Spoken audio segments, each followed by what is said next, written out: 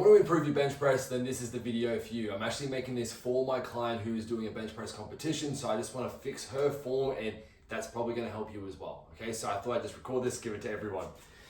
So the first thing that I really want to look for is I focus on lats, okay, because I've hurt my shoulders 4 times doing bench press, probably more. So I really want to just make sure that I pull myself up to this bar so I can pull my scaps back, lock them in super tight. Now this will automatically create an arch, right?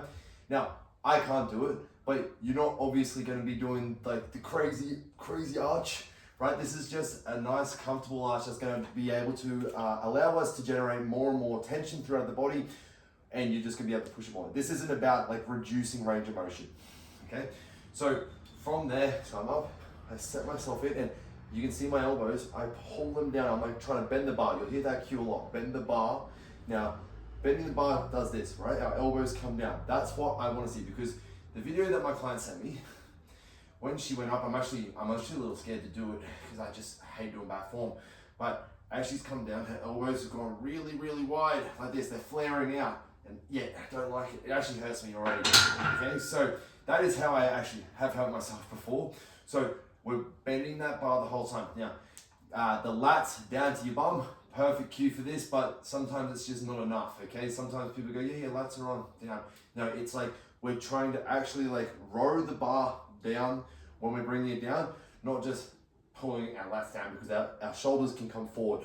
If your shoulders come in front of your chest, they're doing the work and you will hurt them, okay? So we're here, we're trying to pull our scaps together like we're trying to pinch a pencil between our shoulder blades, like this, okay?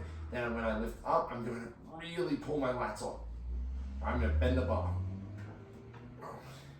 Now, the important thing is to make sure I don't lose the tension, because usually people are really good here, but as soon as they touch the chest, they flare out, they lose the tension, okay? So we're here, we keep it set, we're bending that bar, we're pulling it down, we're pulling, push, and it should be aggressively in your lats, okay? If your lats aren't working, or you have poor mind muscle connection to your lats, that could be one of the biggest things that you do to improve your bench press, okay? The next thing that I would like to see is the wrist positioning, the hand width. Now, most people, when they're doing powerlifting comps in particular, will go super, super wide. I'm not saying that's wrong. In fact, it's probably right. If you're like me though, and just prefer slightly narrower grip, it's probably because of your lats, and you're not squeezing them hard enough. That's what I have figured out over the last couple of weeks even. Even with push-ups, I like going in a bit more because I've had previous shoulder injuries, and when I'm in nice and close, I can keep them all super tight. Same thing needs to happen when we're out here, but if you're not good with that lat control, it's probably why you're not liking the further grip. So I got taught this when I first started bench pressing at my Cert 3. You get your thumb where the rough part is, the knurling in the bar, stretch them out as far as you can, and then bring your hands in. Now, I've been experimenting with going just like 2 fingers wider than this, but I'm still not confident on it, and I think I just need to build my strength though. So I'm just going to teach this way. If you'd like to go wider, absolutely go wider, but it's just a good spot where we can get nice tension, okay? So I will always start here, pull myself up, keep it pinched, squeezing that pencil in between my shoulder blades. Lats go on by bending the bar. Now that I'm up, we can do the same movement we did before, but you can see that my wrists, my knuckles are like punching the roof here. Now, a lot of people though, when they try to do this, they lose their lat connection. And again, we can't be losing it. So we need to make sure that we're pulling those elbows in, and we're gonna keep squeezing the bar as hard as we can. That's a good cue too. Squeeze the bar, try to squash it. Oh, didn't hit my chest, it doesn't count. All right. What I don't wanna see is when we lift it up, our wrists are actually scared to do it again. Fall back like this. That's already hurting my wrist doing that. But you've got to imagine, right? If the bar is like sitting here and it's pushing through here, we're essentially, because I do jiu-jitsu, wrist locking ourselves, right? We want the bar to be on the meaty bit of the hand where it's going to be in line. We're stacked there. That's how we fight gravity the best, right? Because as we get heavier and heavier, the more we put this, the more it's going to go no good, okay? So once we're lining up our hands, just make sure you've got the meaty part of your palm in that bar real tight. Lock your shoulders down, lock your elbows in, get your lats on, and squeeze hard. None of this, all right? It doesn't need to be like this. We don't need to be aggressively over. A little is fine. Like, this is actually more stacked than what this is, because if you go too far, it'll be down here, okay? So if we fix this, get our right positioning, here, lock everything in, squeeze. Already, now gravity's not so much like just bending us over. It's in our control. We pull it to the chest, boom. Now, one of the things I like to use is pretend that it is a rubber band. So we're gonna pull the rubber band, because if you were just to like drop a rubber band, it would do nothing. So we're gonna pull, and then let go, bang, it explodes up, okay? And one of a really good cue that I got taught through a friend who saw a powerlifter got this cue is you want to actually be ready to push back up. So anticipate the switching, right? So when we go down to up, a lot of people will lose the tension at the bottom. That's like the number one thing that I see when people go for like 1 rep maxes. They lift it up, it's heavy, like, and then they've lost the tension. It needs to be aggressive when you hit that arch. We're pulling aggressively, not dropping it, not slowly, not fast, a good tempo, just a good row, and we're getting ready, and we're gonna be like, we're about to start pushing. And before you even like hit your chest, you're like, I'm gonna start pushing in a second. So that way there's no like, oh fuck. It's down, up. Now obviously, depending on powerlifting rules, if you need a pause, that's fine too. You keep that tension. You're pulling, you push. If you lose your tension, you're not gonna get it up. So that works regardless of just lifting for fun or in like an actual competition if you need to do a pause. The breath.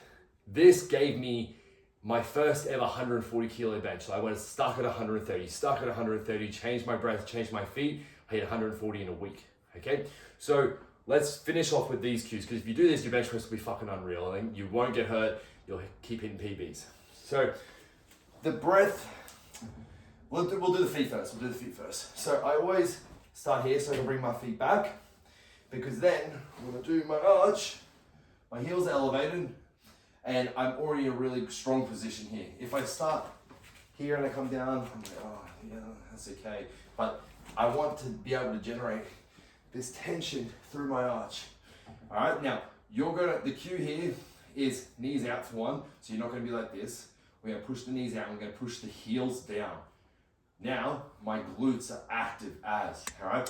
The biggest mistake people make, another big one, is they think that the bench press is just an upper body lift. It's not, it's a full body lift. Like think, rowing is all lats. I'm pushing down, it's my glutes. My posterior chain is fucking working. Okay, so we're in here, I set my lats up and then I engage my heels normally. And I've actually been adding this in, which has been huge as I've been going heavier. I unrack, and then I hold it here for a second and I let all my weight sink into my feet. And when I do that, that feels so, like, even though this is nowhere near my max weight, that felt so much easier by just actually using my legs, because they're gonna help really push, okay? That 10 kilo increase to an all-time max, okay? And anyone that's like looking for improving bench press, 140 kilos is, 3 plates, fuck yeah, that's unreal. That's a big goal to hit, and that's what made it happen, along with the breathing. So, last thing is the breathing. We're pushing the belly out. I don't know, some people like brace and they like think, oh, imagine if I hit you and you get, and you go down. No, we want out and go fat belly. That's what we want. We want to push that belly out. That's why people wear the belt, is to help learn how to push up the belt, push up your belly to create that intra-abdominal pressure. That will protect you. It also, because it protects you more on the deadlift, but it also connects your lower body strength to your upper body strength, okay? So if our legs are now connected to our lats, our whole body is working together, our shoulders are pushed down, our arms are engaged, we need full body tension. That is the number one cue for any exercise that you ever do. How can I generate more tension? If you ask yourself that, you will just improve your lifts. I guarantee it. Even if it's not for all-time max strength, even if it's just bicep curl, how can I generate more tension? I squeeze before I lift. Oh, perfect. Okay, more tension always wins. Okay, so we come down. I start off the bench. I get my grip with my hands. I do a little shuffle with my feet just so I know that they're in a good spot. I come up, I pinch like there's a pencil in my shoulder blades. I'm going to make sure that my hands are in the meaty part, the bars on the meaty part of my hands. I lock it in, I squeeze hard. I'm already engaging my lats before I push it up, because if I just do this, I've lost my position. I keep them in tight, I lift up. I'll take a big breath in, put it all the way through my feet, hold it.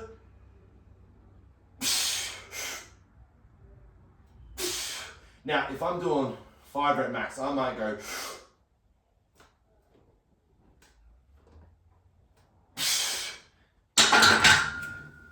because you want to have the tension. Now, I lied to you there a little bit. I'll take a breath before I unrack. Right, so normal position, good position, I'll go here.